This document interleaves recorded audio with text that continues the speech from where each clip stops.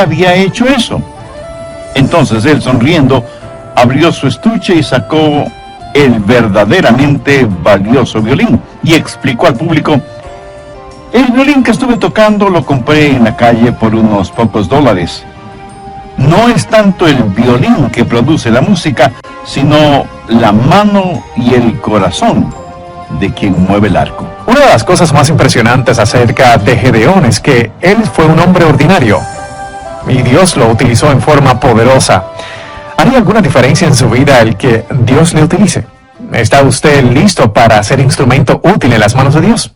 Sean bienvenidos al Amor que Vale. Hoy el doctor Adrián Rogers, en la voz del pastor Lenin de Llanón, nos presenta la primera parte de su estudio bíblico, La gente que Dios usa. Por favor, abra su Biblia en el libro de Hebreos, en el Nuevo Testamento, Hebreos 11:32. Este capítulo es una impresionante lista de campeones de la fe. Y en el verso 32 leemos: ¿y qué más digo? Porque el tiempo me faltaría contando de Gedeón, de Barak, de Sansón, de Jefté, de David, así como de Samuel y de los profetas, que por fe conquistaron reinos, hicieron justicia, alcanzaron promesas, taparon bocas de leones, apagaron fuegos impetuosos, evitaron filo de espada, sacaron fuerzas de debilidad, se hicieron fuertes en batalla, pusieron en fuga ejércitos extranjeros. Vamos a tomar algunos de esos nombres aquí y hoy hablaremos de Gedeón. Una de las cosas que me impresiona acerca de Gedeón es que él fue un hombre ordinario y Dios lo utilizó en forma poderosa. Y aunque este mensaje lo he titulado La gente que Dios usa, bien podríamos llamarlo ¿Cómo ser utilizado por Dios? ¿Le gustaría que Dios le use? Quiero decir, ¿haría alguna diferencia en su vida el que Dios le utilice? En la famosa tira cómica Peanuts, o Charlie Brown, el pequeño Lino estaba molestando a Lucy y le decía: cuéntame una historia, cuéntame una historia, cuéntame una historia. Finalmente Lucy, desesperada, le dice: está bien, está bien. Había una vez un hombre que nació, vivió y murió. Y luego se cayó y siguió su camino.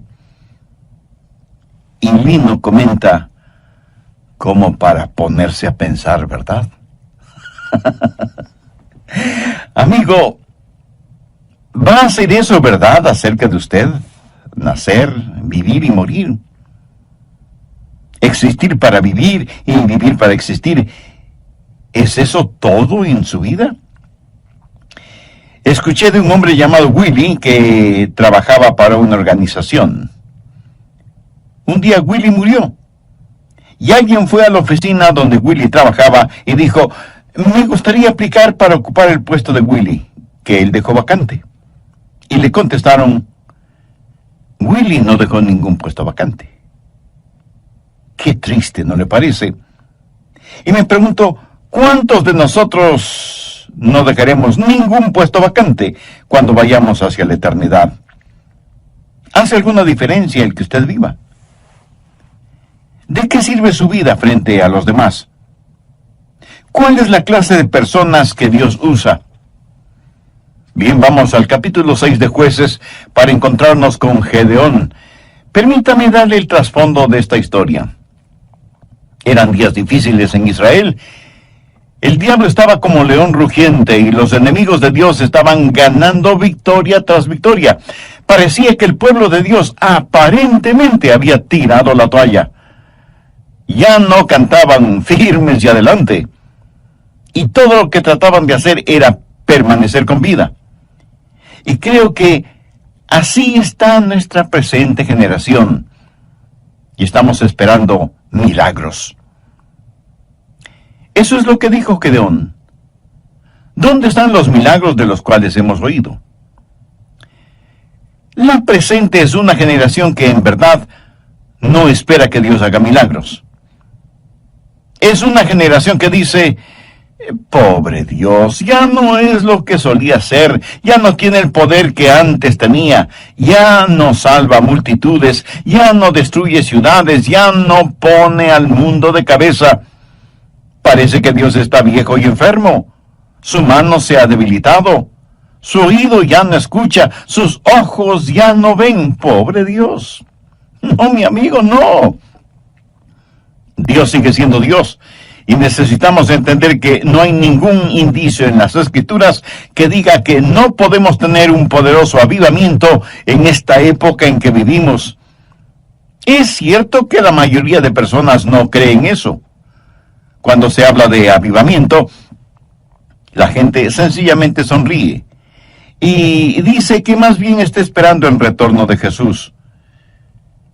Yo, como predicador de la palabra de Dios, quiero decirle que nunca ha habido una mejor época que esta para la predicación del glorioso Evangelio de Jesucristo. Y quiero decirle algo más. Dios le quiere a usted, señor. A usted, señora. A ustedes, jovencitos y niños. Dios los quiere en medio de todo esto porque Dios tiene un plan para su vida. Y debemos dejar de estar quejándonos y lloriqueando por estar viviendo en estos días de desafío. Jueces 6, desde el verso 11. Y vino el ángel de Jehová y se sentó debajo de la encina que está en Ofra, la cual era de Joás Abieserita. Y su hijo Gedeón estaba sacudiendo el trigo en el lagar para esconderlo de los madianitas. Y el ángel de Jehová se le apareció y le dijo: Jehová está contigo, varón esforzado y valiente. Estas palabras del ángel seguramente sorprendieron a Gedeón porque él ciertamente no se consideraba ni esforzado ni valiente. La verdad es que él tenía mucho miedo por todo lo que estaba sucediendo. Mire la respuesta de Gedeón en el verso 13. Y Gedeón le respondió: Ah, Señor mío, si Jehová está con nosotros, ¿por qué nos ha sobrevenido todo esto? ¿Y dónde están todas sus maravillas que nuestros padres nos han contado, diciendo: ¿no nos sacó Jehová de Egipto? Y ahora Jehová nos ha desamparado. Estoy seguro que hay muchos en la actualidad que sienten de la misma manera. Oh, cuán maravillosos fueron los tiempos pasados, cuando Dios se manifestaba tan poderosamente, pero ahora Dios nos ha dado las espaldas, Dios nos ha olvidado. ¿Sabe lo que Gedeón estaba tratando de hacer? Estaba tratando de culpar a Dios por todos los problemas. Gedeón estaba esperando en Jehová, pero la verdad es que Dios estaba esperando en Gedeón. Gedeón dijo: y ahora Jehová nos ha desamparado y nos ha entregado en mano de los madianitas. Y mirándole Jehová le dijo: ve con esta tu fuerza. Aquí tenemos a un hombre muerto de miedo, a quien Dios le llama hombre de valor. Y le dice: ve con esta tu fuerza y salvarás a Israel de la mano de los madianitas. ¿No te envío yo? Entonces le respondió: ah, Señor mío, ¿con qué salvaré yo a Israel? He aquí que mi familia es pobre en Manasés, y yo el menor de la casa de mi padre. Jehová le dijo: ciertamente yo estaré contigo, y derrotarás a los madianitas como un solo hombre. En otras palabras, Dios le dijo a Gedeón: Gedeón, tengo un trabajo para ti, porque eres un hombre de valor. Pienso que Gedeón habrá respondido: Señor, ¿estás seguro que te refieres a mí? De todas las familias y tribus de Israel, mi tribu es la última, y mi familia la más pobre, y yo soy el menor de mi familia, y dices que quieres usarme. Sí, Gedeón, voy a usarte. Ahora présteme atención. No se atreva nunca a decir que Dios no puede usarle. Eso es como insultar a Dios.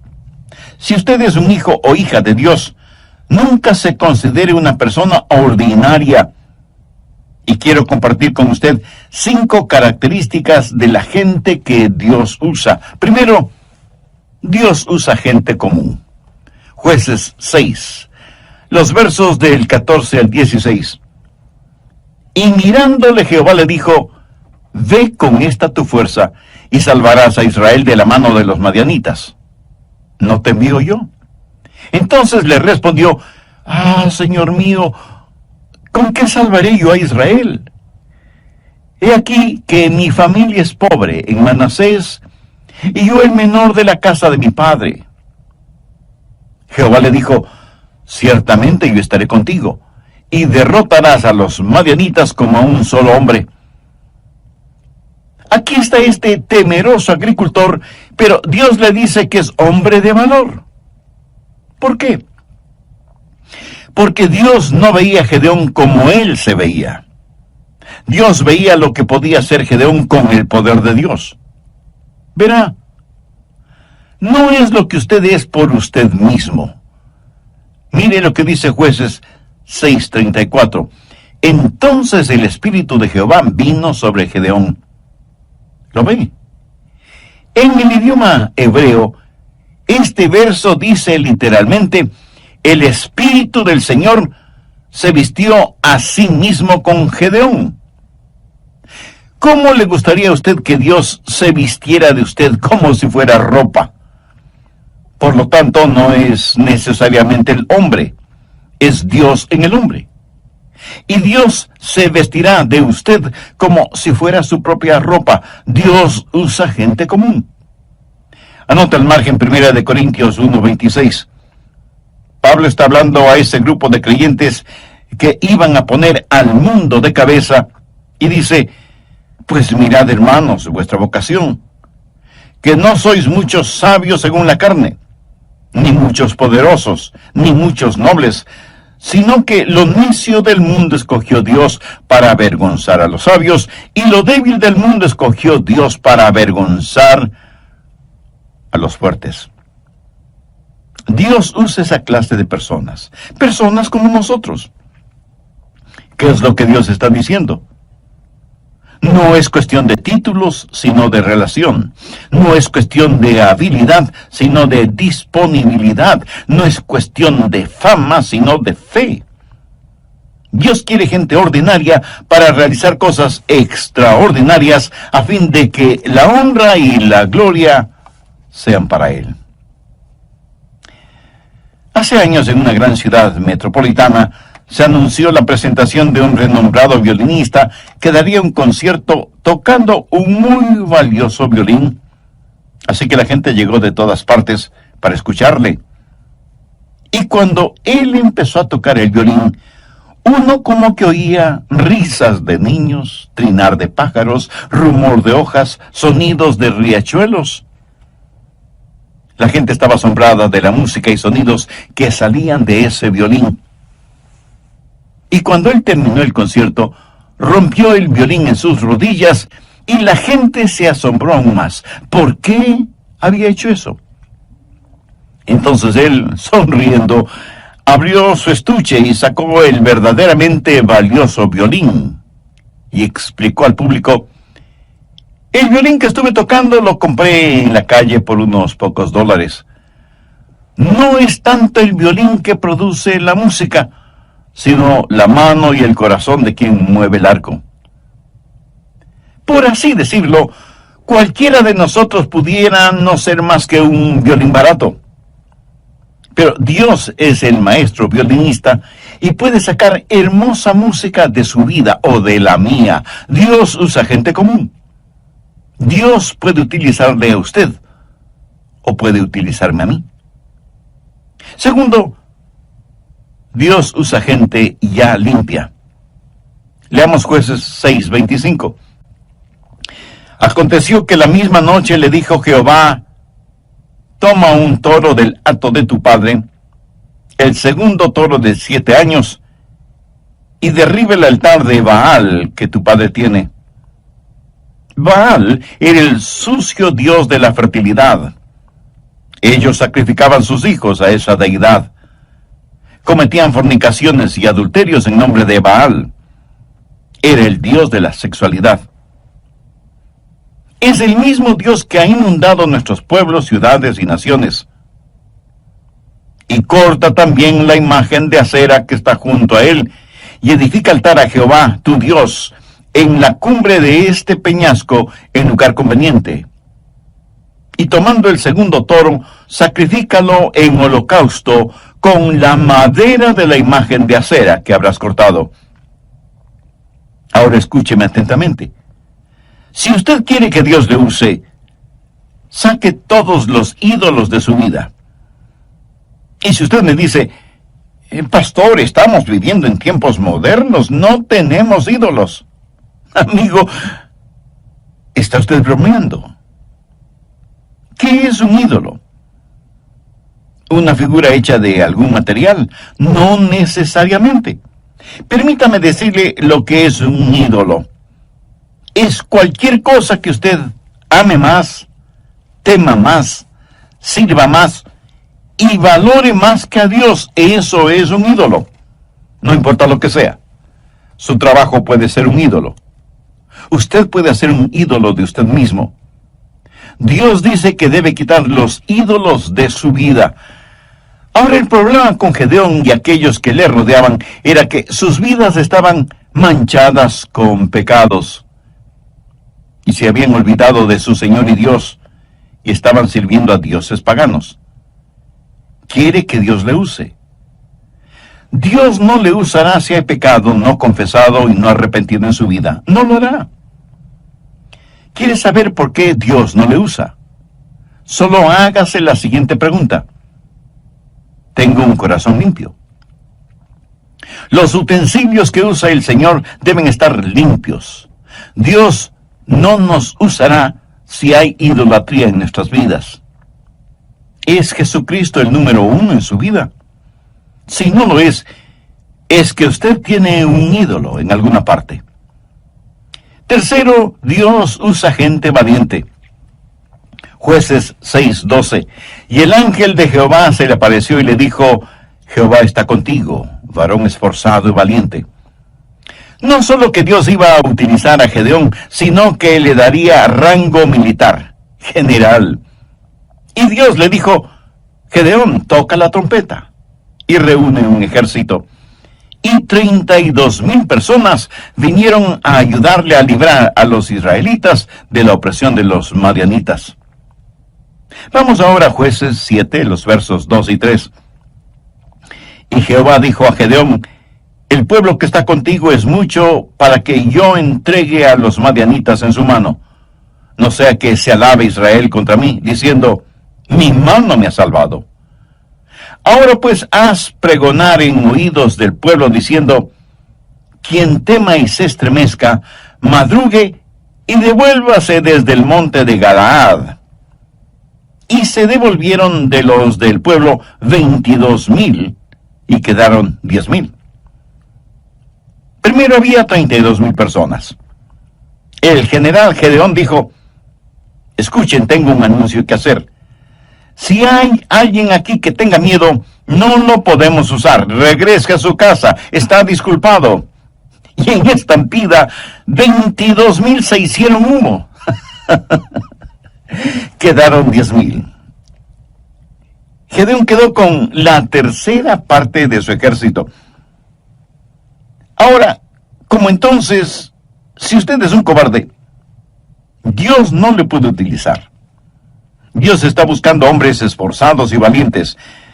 Dios no se impresiona con el número de miembros en una iglesia. Dios busca almas osadas, valientes, que no serán intimidadas. Amigo, los números no impresionan a Dios. Muchos orgullosamente dicen, nuestra congregación está creciendo. ¿Y qué? Los cementerios también crecen. Dios dice que si usted tiene temor, en español simple eso quiere decir, si usted es un cobarde, no puede utilizarle. ¿Por qué? Porque el temor y el miedo es infeccioso. Pero este punto lo estudiaremos a profundidad en nuestro próximo programa. No quiero finalizar hoy sin antes preguntarle, ¿está siendo usted utilizado por Dios? ¿Hay la disponibilidad de su parte para que Dios haga su voluntad en su vida? Reconozco que estas preguntas no tendrán ningún sentido para usted si es que usted no tiene una relación personal con el Señor Jesucristo. ¿Qué significa tener una relación personal con Él? Significa creer en Él, no solo en forma intelectual, sino confiar en Él y recibirle como el único Salvador y Señor. Significa que usted se reconoce como pecador y con genuino arrepentimiento le pide perdón a Dios en los méritos de lo que el Señor Jesucristo hizo por usted en la cruz del Calvario. Derramó su sangre y dio su propia vida para pagar la deuda de los pecados cometidos por usted. Significa que usted le entregue el control de su vida para que Él se manifieste por su intermedio. Significa que usted podrá decir, como dijo el apóstol Pablo, no vivo ya yo, sino que Cristo vive en mí. Significa que todo esto usted lo hace y lo agradece en el nombre de Jesús. Si usted hizo esa decisión espiritual aceptando a Cristo como su Salvador y Señor, y lo hizo con sincera fe y profunda convicción, le puedo asegurar, basado en las promesas de la palabra de Dios, que sus pecados ya le han sido perdonados y que su nombre ya está. Cuán descuidados somos con nuestro interior, el ser espiritual. Si lo pudiéramos eliminar, ya lo habríamos hecho. Debemos ser muy cuidadosos y no jactarnos de que no hay nada de qué temer. Hay un diablo malévolo, cruel, engañador, que está tratando siempre de sabotear nuestras vidas. Como Pablo lo dijo, debemos mantener nuestro cuerpo bajo control, cuidarnos de lo que miramos en la televisión, en el cine o donde sea. Y no faltará quien diga, eso no me preocupa.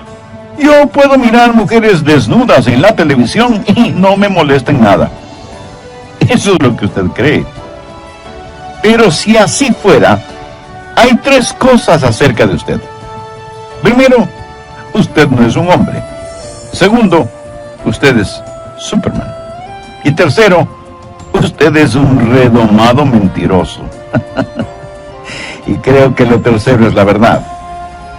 Usted no puede tener fuego en sus manos y no quemarse. Nos complace darles la bienvenida a este programa del amor que vale. Hay un enemigo que es muy real y usted necesita estar en guardia, o Dios no podrá usarle. Ese enemigo es maestro del engaño y del camuflaje, y usa sofisticados métodos para vencerle. El doctor Adrian Rogers, en la voz del pastor Lenin de Llanón, nos entrega hoy la segunda parte de su estudio bíblico, La gente que Dios usa. ¿Es usted una persona que tiene miedo?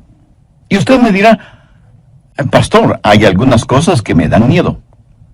Bien, no estoy hablando de temores normales, como tener temor de las serpientes o el temor que se siente cuando, estando en un avión, ese avión es sacudido por una fuerte tormenta y nuestro corazón late aceleradamente.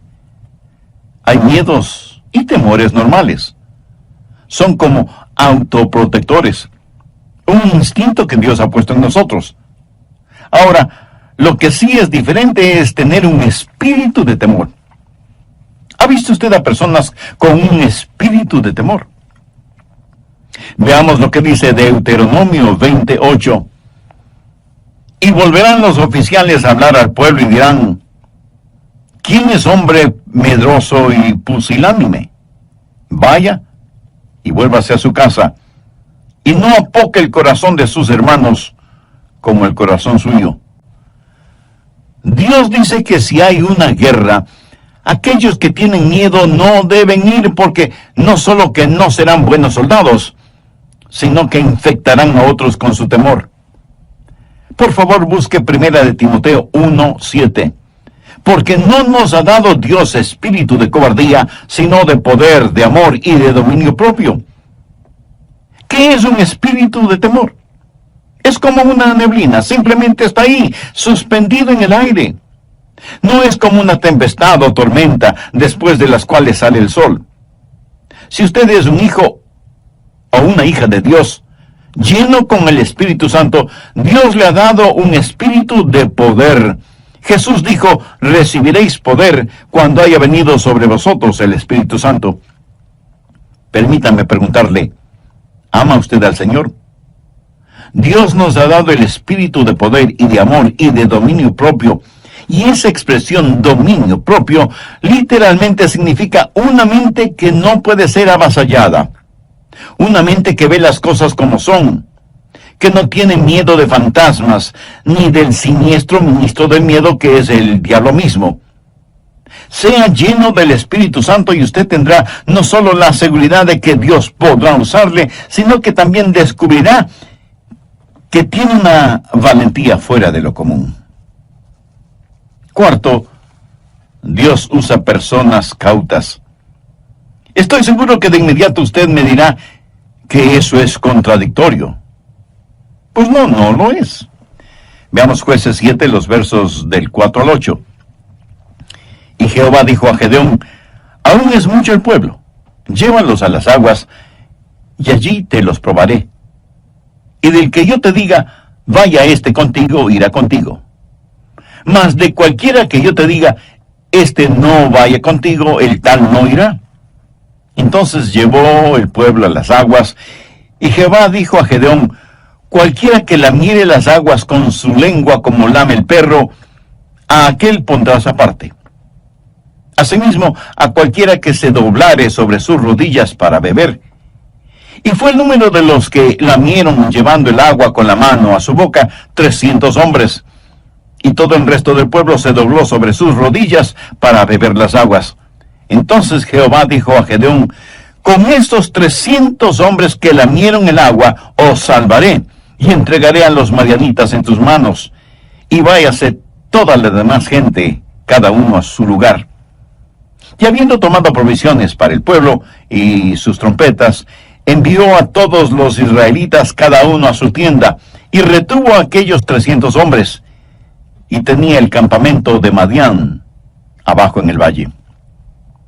Dios dijo: muy bien, Gedeón, has enviado a los temerosos a sus casas, pero hay que hacer otra prueba. Trae a tu gente junto a la fuente de Arod, y diles que beban. Este valle es muy caliente. Yo he estado en ese valle y junto a esa fuente. Gedeón siguió las instrucciones de Dios y trajo a sus hombres para que tomaran agua. Algunos de ellos se agacharon y pusieron sus bocas en el agua de la fuente, empezando a succionar el agua. ¿Puede usted imaginarse lo vulnerable que se vuelve un hombre frente a su enemigo cuando está en esa posición? Y la Biblia dice que el enemigo estaba muy cerca. Sin embargo, hubo un grupo de 300 hombres que cogieron el agua entre sus manos y se las acercaban a la boca, siempre cautos, mirando hacia todo lado. Estos eran hombres cautelosos. Y usted dirá: pensé que hablábamos de hombres valientes. Sí, valientes y cautelosos. Me fascina el balance que encontramos en la Biblia. Mientras en una parte nos dice que no debemos ser amedrentados por nuestros adversarios, en otra nos aconseja estar sobrios y vigilantes, porque vuestro adversario, el diablo, como león rugiente, busca a quien devorar. ¿Está usted en guardia? ¿Sabe lo que el pecado es muy frecuentemente? El pecado es una oportunidad inesperada, una vida desprotegida y una debilidad no detectada. Cuando usted junta estas tres cosas, su caída es segura. Pablo dijo: así que el que piense estar firme, mire que no caiga.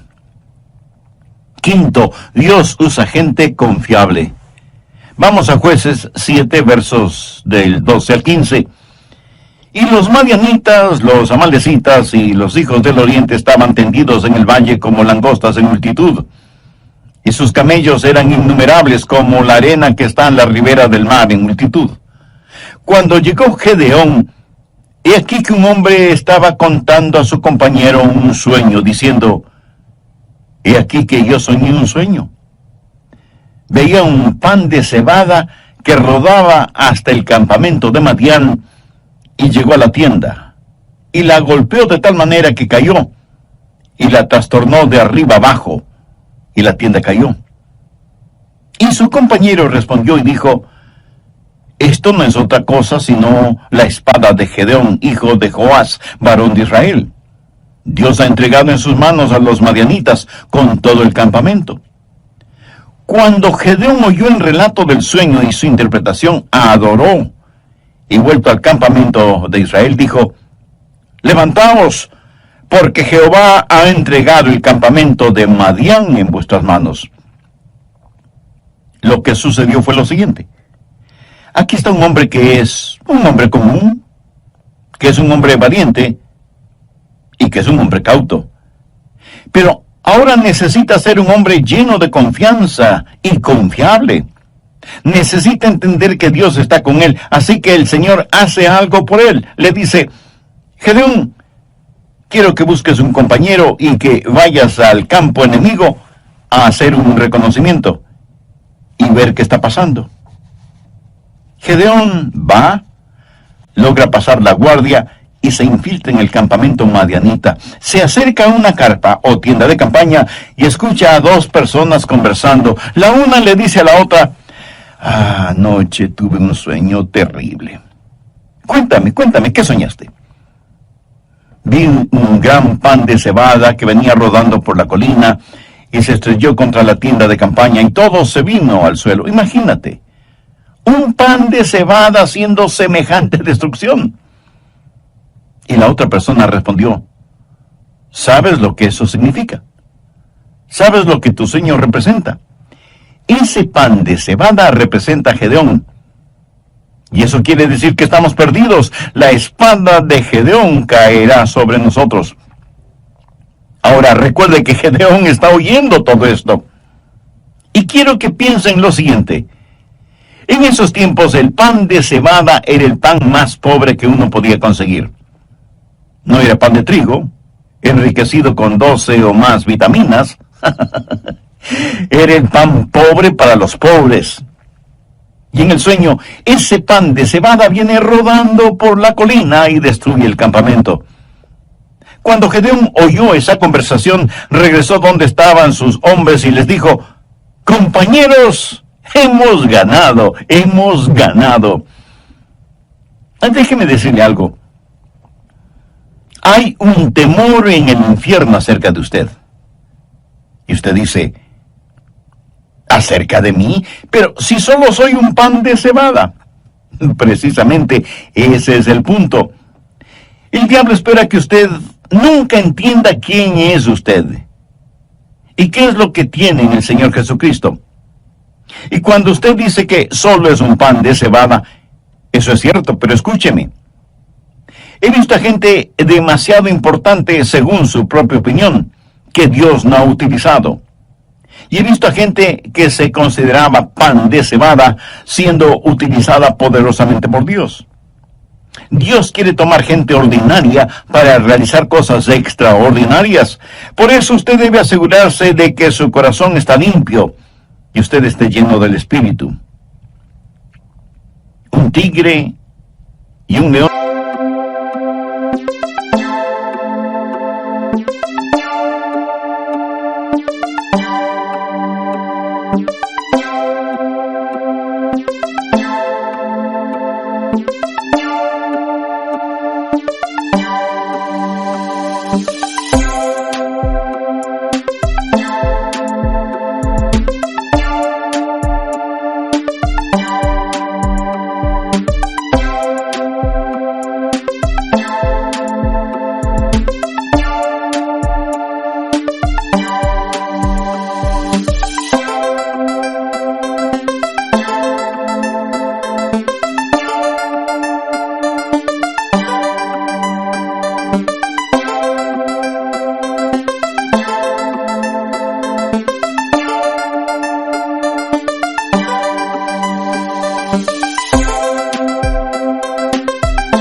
Se encontraron junto a un lago para beber agua.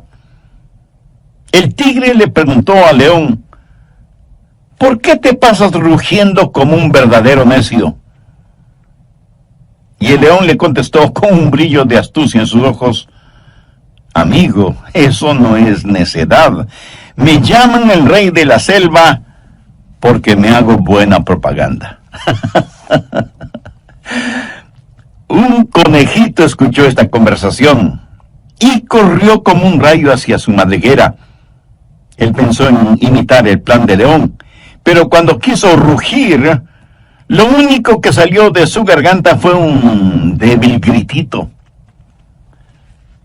Un zorro que pasaba por ahí en ese momento oyó ese gritito, se acercó a la madriguera para investigar y terminó comiendo un sabroso fricasé de conejo.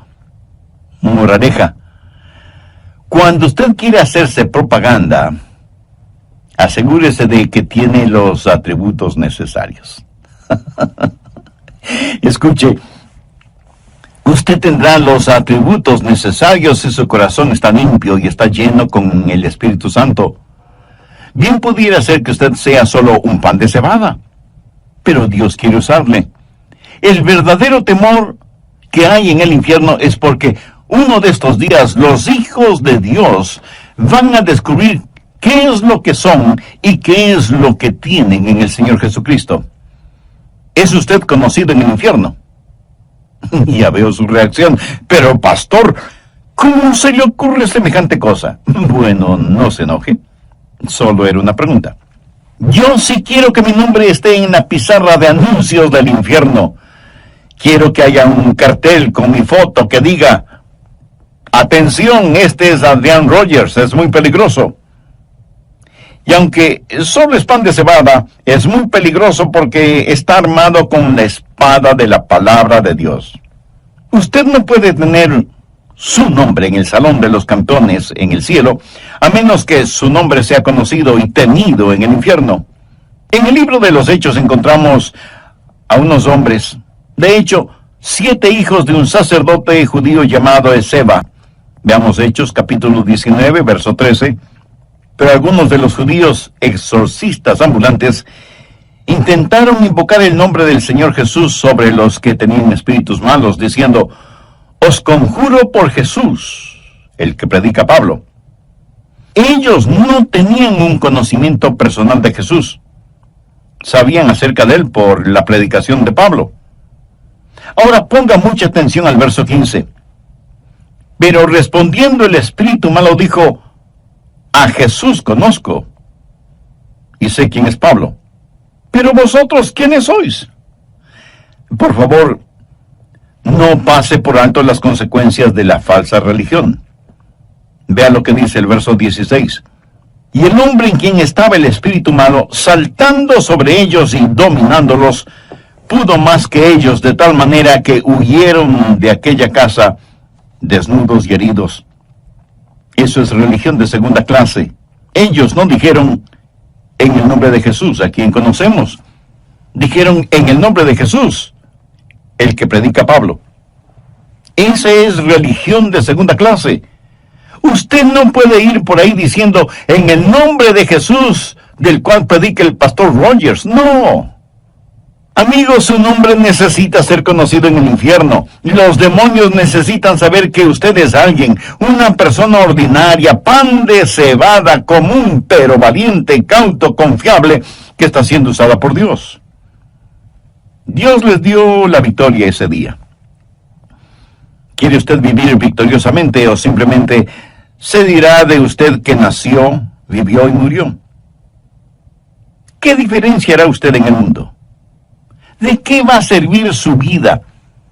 Y por favor, no me venga con el cuento de que usted solo es una persona común, ordinaria. No me diga que es demasiado viejo, o demasiado joven, o demasiado pobre, o falto de educación formal. Recuerde que no muchos nobles, influyentes o poderosos son llamados. Y no lo son, no porque Dios no pueda ni quiera usarlos,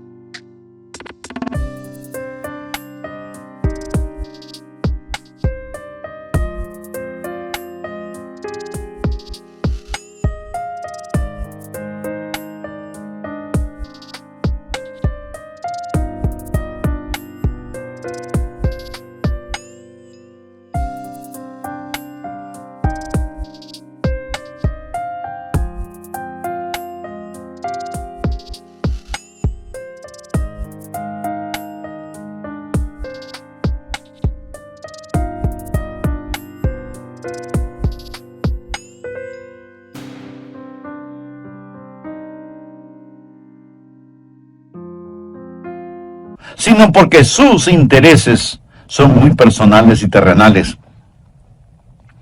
Es cierto que a lo mejor Dios no le use a usted en la forma que utiliza a otra persona.